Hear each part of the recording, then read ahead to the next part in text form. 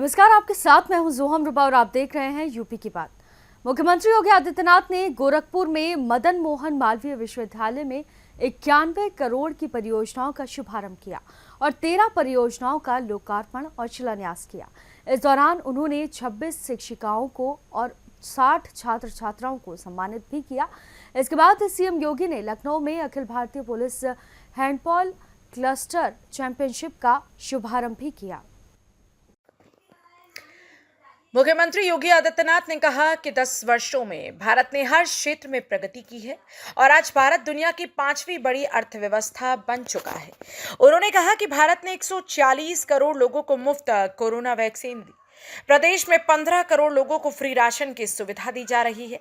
2017 से पहले राज्य में ऐसी सुविधा नहीं थी। साथ ही उन्होंने बुजुर्गों से पहले पेंशन के नाम पर रिश्वत ली जाती थी, लेकिन अब उनके खातों में सीधे पेंशन की रकम जाती है। मुख्यमंत्री ने कहा, 10 साल में बदले भारत को पूरी दुनिया ने देखा है। मुझे प्रसन्नता है कि आज यहाँ पे 8 करोड़ रुपए की लागत से सावित्रीबाई फुले महिला छात्रावास का लोकार्पण हुआ है। एक यहां पर नए भवन जो मैकेनिकल इंजीनियरिंग का है, उनका 4 नई सीएनजी बसेस यहां पर संचालित हुई हैं। आईटीआरएसी जो विभाग का भवन है उसका विस्तार हुआ है और एक यहां पे नेचुरल गैस पाइपलाइन की भी का कार्य यहां पे पूरा हुआ है और एक विद्युत सब स्टेशन के कार्य का भी यहाँ पे संपन्न हुआ है। ऐसे ही यहाँ पे एक पुरुष छात्रावास के लिए 528 छात्रों के लिए एक छात्रावास के लिए उसका शिलान्यास का कार्यक्रम, विश्वेश्वरैया भवन, टैगोर भवन, रमन भवन और सुभाष भवन के जो छात्रावास हैं, इनके नवीनीकरण के कार्य का भी यहाँ पे आज कार्य का शिलान्यास हुआ है। यूनिवर्सिटी की अपनी एग्जामिनेशन अनुभाग के भवन के निर्माण कार्य का शिलान्यास भी हुआ है और मल्टीपर्पज हॉल के नवीनीकरण के कार्य का भी यहाँ पे आज शिलान्यास का कार्य संपन्न हुआ है। बाकी कुछ अन्य आंतरिक परिसर के विकास से संबंधित योजनाओं का भी शिलान्यास का कार्यक्रम यहाँ पे संपन्न हुआ है।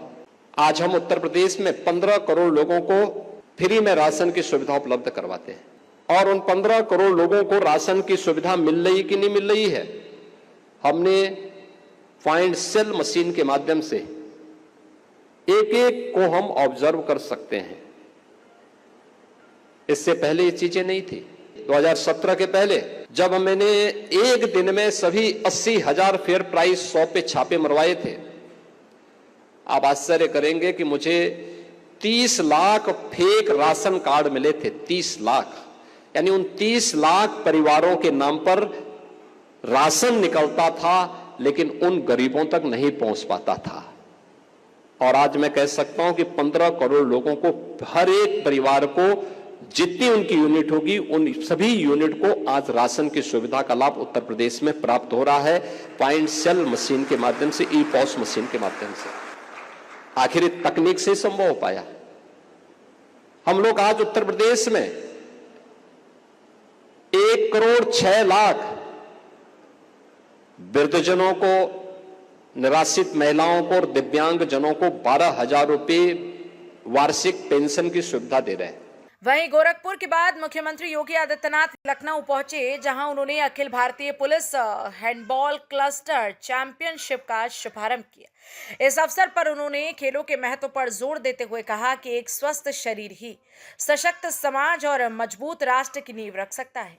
सीएम योगी ने कहा कि खेल और खेल की गतिविधियां प्राचीन काल से ही भारत के जीवन का हिस्सा रही हैं। धर्म के जितने भी साधन हैं, उनकी पूर्ति एक स्वस्थ शरीर से ही संभव है।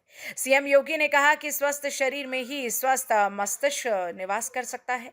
अगर हम सशक्त राष्ट्र की परिकल्पना करना चाहते हैं तो हमें स्वस्थ भारत की जरूरत है और इसके लिए खेलकूद की गतिविधियों को हर स्तर पर प्रोत्साहित करना होगा। यह अत्यंत प्रसन्नता का क्षण है कि आज से अगले 4 दिन तक all India police handball cluster 2025 का आयोजन उत्तर प्रदेश की राजधानी में होने जा रहा है, जिसमें देश भर के केंद्रीय बलों और राज्यों की पुलिस बलों से जुड़ी हुई 75 टीमें प्रतिभाग कर रही हैं। 1341 खिलाड़ी इस आयोजन में प्रतिभाग कर रहे हैं और जिनमें 336 महिला खिलाड़ी भी इस आयोजन का हिस्सेदार बनने जा रही हैं। मैं सबसे पहले इस आयोजन के लिए उत्तर प्रदेश का चुनाव करने के लिए आदरणीय प्रधानमंत्री जी का, आदरणीय गृह मंत्री जी का हृदय से आभार व्यक्त करते हुए आप सभी प्रतिभागी टीमों का उत्तर प्रदेश में आगमन पर हृदय से स्वागत करता हूं, अभिनंदन करता हूं। कि खेल और खेलकूद की गतिविधियां प्राचीन काल से ही भारत के जीवन का हिस्सा रही है और इसीलिए भारतीय मनीषा ने कहा है कि शरीर माध्यम खलु धर्म साधनम, यानी धर्म के जितने भी साधन हैं उसकी पूर्ति एक स्वस्थ शरीर से ही की जा सकती है।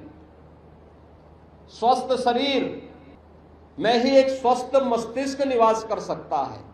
यानी अगर आप सशक्त राष्ट्र की परिकल्पना को साकार करना चाहते हैं तो हमें स्वस्थ भारत चाहिए और स्वस्थ भारत के लिए खेलकूद की इन गतिविधियों को हर स्तर पर प्रोत्साहित करने की दिशा में प्रयास होने चाहिए। और इसी दिशा में प्रधानमंत्री मोदी जी ने देश के अंदर एक नई खेल संस्कृति को बढ़ावा दिया।